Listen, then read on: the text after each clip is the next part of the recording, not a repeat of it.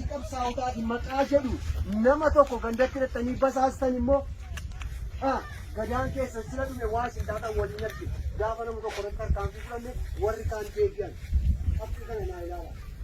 Maatii qabsaa'otaati siijjiin wal nabe jaarolee kunne jechuun maatii qabsaa'otaati maatii milishaa jedhu kana keessaa iyyuu bahi wal qabatee qulqullittii jaarolee hin gahe jaarolee gaaddisi tokko yoo ta'u yookiin wal quufani yookiin wal quufa dhaban kanumaani akkasumaani waan dhibii dhaba. Kanaafuu yoo wal quuftan isheen wabbaas yoo wal hin quufiin nuungaa dhageessanii maaliif dhimma beeraa irratti wallan dhimma maalii irratti wallan dhimma kaloo irratti wallan dhimma maalii irratti wallan wal machoomee wal dhaan nadan dhugaa qulqullittii ballittii nutti himaa nuti waan marsan kaan hin feene walii galee asii dhimma maalii irratti wallan kaloo irratti wallaban maal barbaad dhimma siyaasaa yakka biraa kan ittiin ajjeefamu kan ittiin dhaanamu dhiira waan akkasiin nama kaayyootiin biratti hin jiru of eeggadha. Walii galee dogoggoraan waan akkasii hojjettanii namni tokko osoo qorannoo gahaan hin godhamiin waraana keenyaan dhaaname waraana keenyaan hidhame qoratamee dubbiin sun bira geenyaan tarkaanfiin sirratti fudhatamu tarkaanfii jajjabaadha quba qabaata. Kanaafuu yoo wal dhabde dhugaa irratti wal dhabdeen wal himadhu. Maaliif namni kun humna qaba natti noori ilmaan isaa dargaggoo baay'ee qaba natti noori ballitti dhugaa qulqulluu himadhu. Kaloo kana jedhaa yookaan qeeboo keessa qubate dhugaa qulqullittii himadhu. Kanaaf dhimmoota garaagaraa keessumaa badii garaagaraa fudhatanii nutti hin fiiginaa jaaroleen kana jaarolee isin immoo agaraa isiniin jennu maaliif bor sirna bulchiinsaa kan Oromoo kan kabaja qabu sana gadhaabuuf deemaa jirra wal argina waan ta'eef. Waliigalee kanaaf dubbii kanallee akkasitti nuuf qabadha. Dubbii kanallee akkasitti nuuf qabadha. Warreen hagamma waraana caasaa waraana bilisummaa Oromoo keessatti hin ijaaramin manni waraana bilisummaa Oromoo keessatti hin ijaaramin bittan yeroo isin itti ijaaramtanii caatiirraa hambisteeroo tirasaasatti bittu haqa.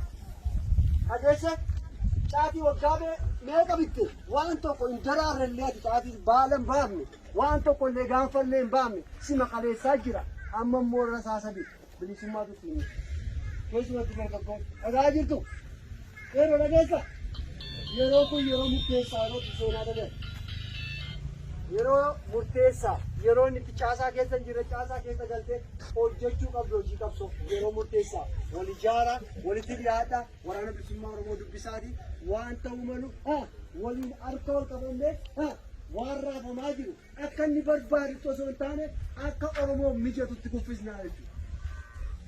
Walii galee agas nuun qabatanii agas nu ajjeesanii agas dhiiga keenya lolaasanii akka barbaadetti yoo kufe bor ka'uu danda'a akka barbaadnutti kuffinu dhageessanii akka Oromoof irra jirutti kuffinu. Kanaaf jabaattanii wantoota dhufaa jiranii haalamaan dhufeemo haala dessaan dhufeemo sanaaf osoo jilbeeffatiin aga xumura galma keenya aga Finfinneetti tokkummaa bareedaa fuula ifaa akka waliin deemnu in abdadha.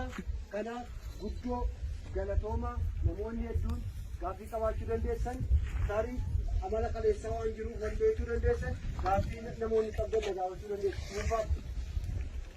Walii galee gaaffii namoonni qabdan na gaafachuu dandeessu. Keessumatti waa'ee qabsoo kanaa waa'ee waraana bilisummaa Oromoo maal nuu wayya olola mootummaan ulaa kamitti illee dhaabanii na gaafachuu dandeessi. Shiraan jilbeenfatina sobamiinaa isiniin jedha injifannoon uummata Oromoof gadaan gadaa bilisummaati guddoo galatoomaa wayyoomaa ulfaadha.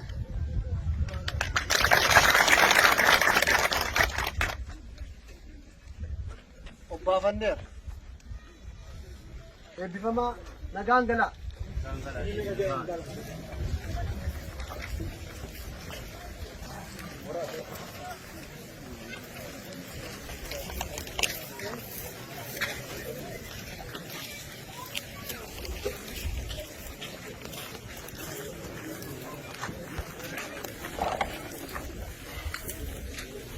Aanaa godina Gujii ba'aa aanaa liiban ganda adaadii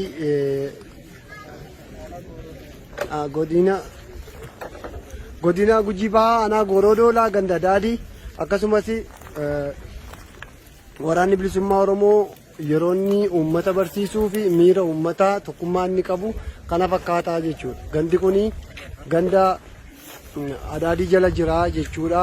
Godina Gujii Bahaa aanaa Gooroo Doolaatii jechuudha. Waraanni bilisummaa Oromoo galaanacha gossinee qurxummii balleessina jedhanii yeroo isaan dhaadatanii uummanni Oromoo fi woboon akkasitti walirraa barachaa akkasii wal keessa socho'aa jira jechuudha. Kanaafuu imalli gara Gullallee godhamu ammallee akkuma itti fufee jira. Elemoo qilxuu opereeshiniin kana fakkaataa jechuudha. Elemoo qilxuu opereeshinii ammallee itti fufuu jira. Sichi gandaaf godina keessaa aanaa keessa dabarree Gullallee irratti imalli godhamu akkasumatti akka itti fufee jira jechuudha. Uummanni Oromoo woboo wajjin baratee gaaddisa aadaa isaatiin qabatee yoo ba'u kana fakkaata. Injifannoon uummata Oromoof gadaan gadaa xumura garbummaati. Obbo Zoonii Kibbaa Konyaa Gujii Bahaa Cibraa Gooroo Doolaa gadaan gadaa xumura garbummaati.